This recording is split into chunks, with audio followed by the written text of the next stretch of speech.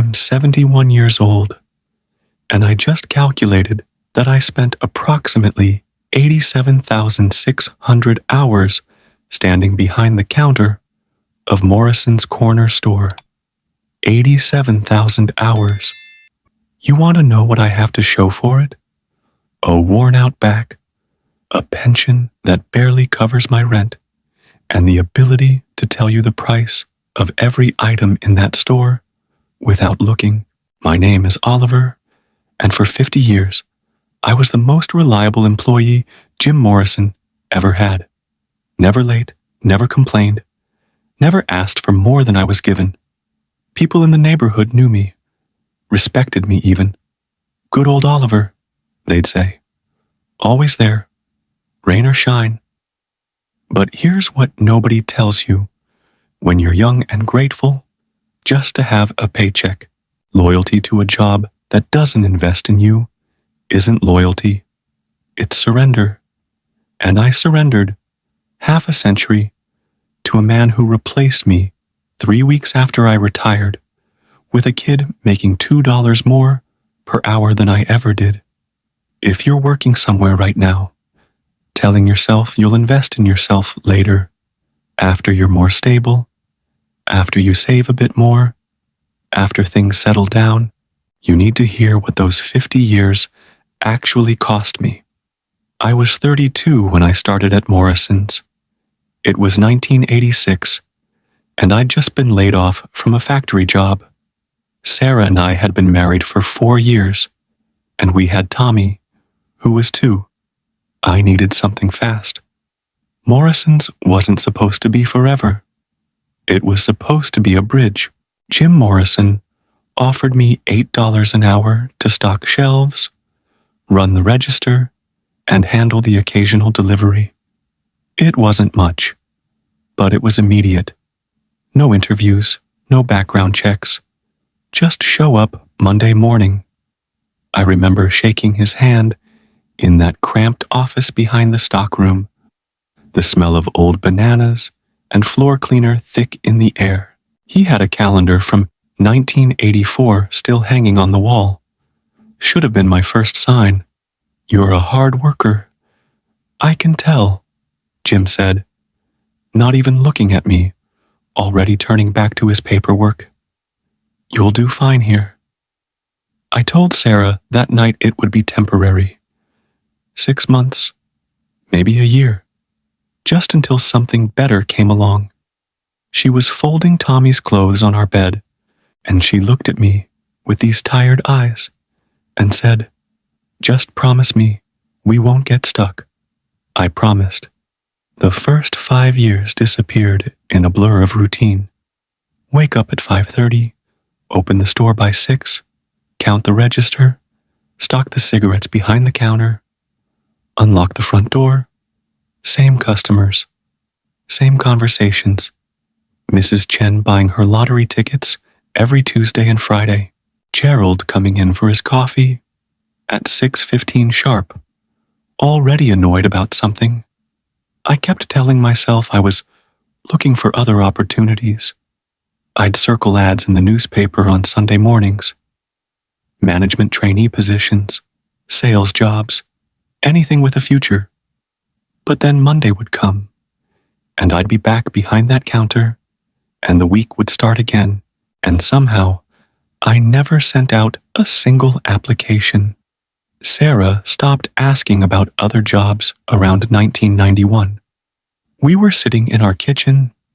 Tommy was 7, and she brought up night classes at the community college. Business administration, she said, or maybe accounting. Something I could use to move up somewhere. I don't have time for that, I told her. I'm working 50 hours a week, as it is. She put down her coffee cup. I remember the sound it made against the table. A sharp little click. You have time, she said quietly. You just don't want to make it uncomfortable for yourself. I got defensive. Told her she didn't understand how exhausting the work was, how Jim depended on me, how we needed the money we couldn't afford for me to miss shifts for classes. She didn't argue, just picked up her cup and went to wash it. That was the moment. Right there. That was when I should have listened. Instead, I went to work the next day, and every day after, convincing myself that stability was enough, that keeping my head down and showing up was a life strategy. By 1997, I was 43 years old and assistant manager. Jim gave me a 25-cent raise and a laminated name tag that said assistant manager under my name. I felt proud. I actually felt like I'd achieved something. Sarah came to the store that week to see it, and I could see her trying to put enthusiasm in her voice. "That's great, honey," she said, standing in the aisle near the canned soups. But I saw how she glanced around the store, the same flickering fluorescent light that Jim never fixed, the linoleum floor, cracked near the coolers, the handwritten price tags because we didn't have a label maker. This was my promotion.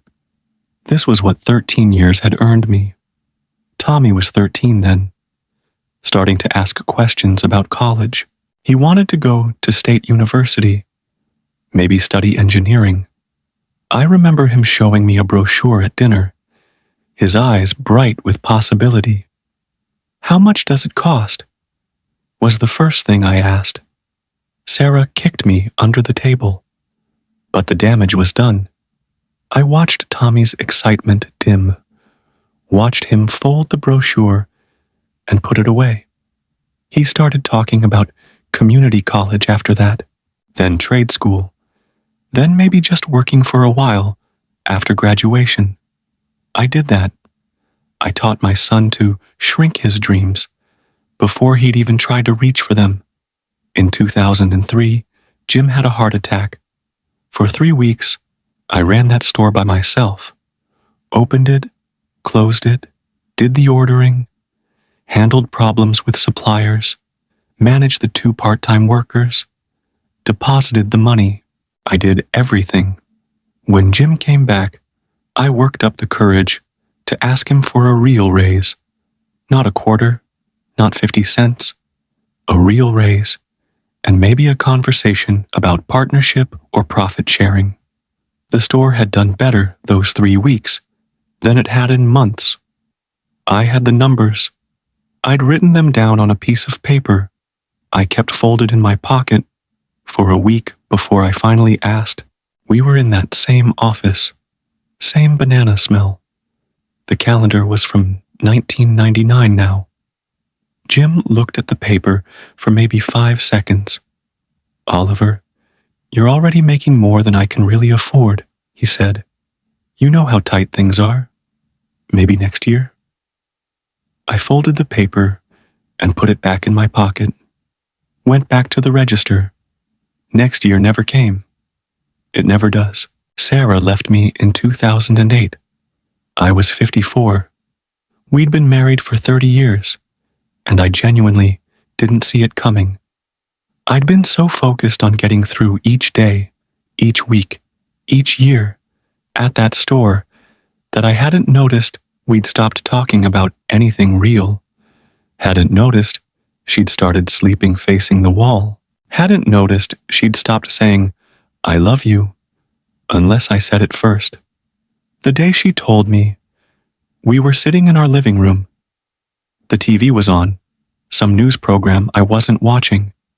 She had a suitcase by the door. I'd thought she was going to visit her sister. "I'm not coming back, Oliver," she said. I couldn't understand it. We didn't fight. We paid our bills. What was wrong? "You've been gone for 20 years, she said. "You just kept showing up to sleep here." I wanted to argue, but I looked around our living room and realized I couldn't remember the last conversation we'd had that wasn't about groceries or bills or Tommy. Couldn't remember the last time we'd gone anywhere together. We had money saved. Not a lot, but some. I'd been saving it. For what? I didn't even know. Later. Always later. She walked out, and I sat there on the couch until the news ended and the late show started. Then I went to bed and got up at 5:30 the next morning and opened Morrison's at 6 like always. Because what else was I going to do? Tommy stopped calling as much after the divorce. He'd sided with his mother, though he was polite enough not to say it directly. He'd gotten a job as an electrician, was making decent money, had a girlfriend. When we did talk, the conversations were short, surface level. You doing okay, Dad? Yeah, you? Yeah. Silence. Okay. Well, I'll call you next week. He wouldn't. I'd call him. Same script. I worked at Morrison's until I was 65, 50 hours a week, every week, for 33 years. In 2019, Jim sat me down and told me he was selling the store to a chain. They were going to gut it, rebrand it, bring in their own people. You've been good to me, Oliver, Jim said. Loyal. But they're not keeping any of the old staff. I tried to put in a word for you, but you know how it is. I knew how it was. They gave me 2 weeks severance. Jim gave me $1,000 bonus out of his own pocket and a handshake.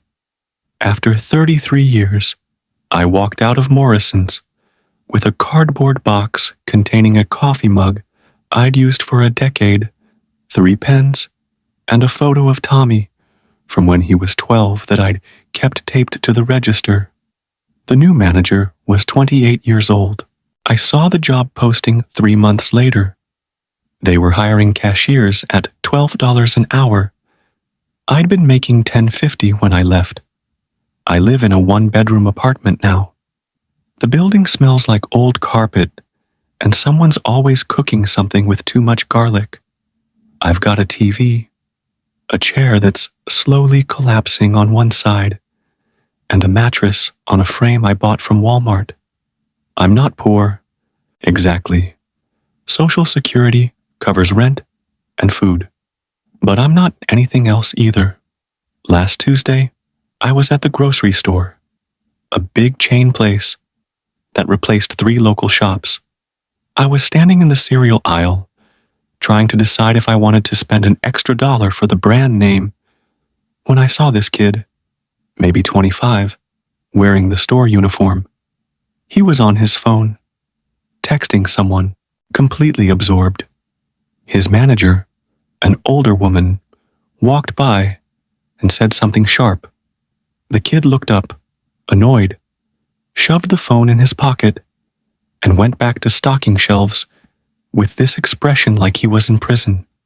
And I wanted to grab him, wanted to shake him and tell him to quit, to walk out right now, to go learn something, try something, fail at something that might actually matter. But I didn't say anything, just grabbed my cereal and moved on. Because who am I to give advice? The guy who spent 50 years doing exactly what he was doing, just with less of an attitude about it. I sit in my apartment most evenings. Sometimes I watch TV. Sometimes I just sit. I've got no hobbies, because I never had time to develop any. I've got no close friends, because I was always too tired after work to maintain relationships. I've got no wife because I let 50 hours a week at a dead-end job become more important than the person I promised to build a life with. Tommy calls me once a month now. Duty calls. Last time, he mentioned he's getting married. He said he'd send me details about the wedding. He did. The invitation came in the mail last week. I'm invited, but I'm not in the wedding party. That's for her father and his close friends and his brother. I'm just a guest at my own son's wedding. I sent a check, a generous one, from the savings I'd been putting away all these years. The money I'd been saving for later. This is later. Listen to me. If you're working a job right now that pays you just enough to keep you from looking for something better, you need to understand something. That's not an accident. That's the design. You think you can't afford to quit, can't afford to go back to school, can't afford to take a pay cut for an entry-level position in something with a future, can't afford the risk. But you know what you can't afford? 40 more years of the same Tuesday. I'm not talking about chasing some fantasy. I'm not telling you to quit your job tomorrow and become an artist or start a business with no plan. I'm telling you to invest in yourself, like you matter. Because here's what nobody told me. Your employer is investing in themselves. Every hour you work, every dollar they pay you, they're calculating return on investment. They will drop you the second the math doesn't work. But you won't invest in yourself because you're loyal, or tired, or scared, or because it seems selfish to spend money on a course, or time on learning a new skill, or energy on networking. You're 25 right now, telling yourself you'll make a change at 30. Then 30 comes, and you'll say 35, then 40. Then you'll have kids, and a mortgage, and it'll feel even more impossible. I was 32. You know what the difference is between 32 and 71? Time you don't get back. But Oliver, I have responsibilities. I have bills.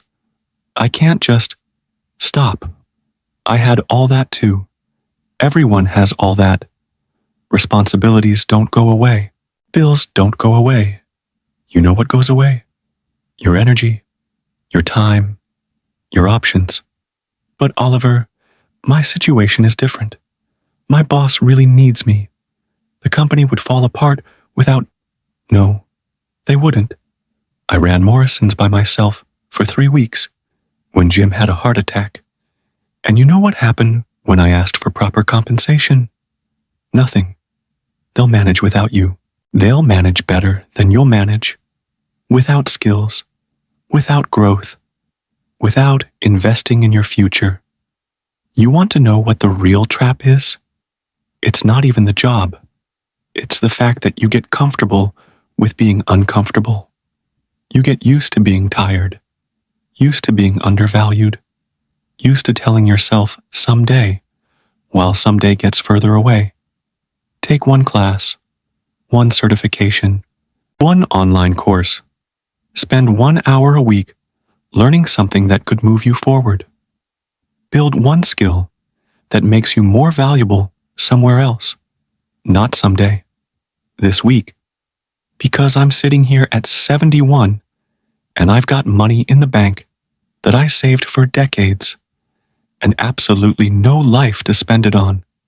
I've got time now, all the time in the world, and nobody to spend it with. Nothing I'm passionate about. Nowhere I need to be. You think that sounds peaceful? It's not. It's empty. The saddest part isn't even what I lost. It's that I had chances. Real chances. Sarah trying to push me toward night school. Tommy looking at college brochures. That moment after Jim's heart attack, when I could have walked into any number of places with proof I could manage a business and asked for a real opportunity. I had moments where the door was open, and I closed it myself because I was afraid of being uncomfortable. You're going to wake up one day and realize 20 years disappeared. That's not a metaphor. That's a promise. The only question is whether you'll wake up with something to show for it, or whether you'll be standing in a grocery store aisle, 71 years old, wanting to warn some kid about the exact life you're living right now. Stop waiting for permission to invest in yourself. Stop waiting for the perfect time.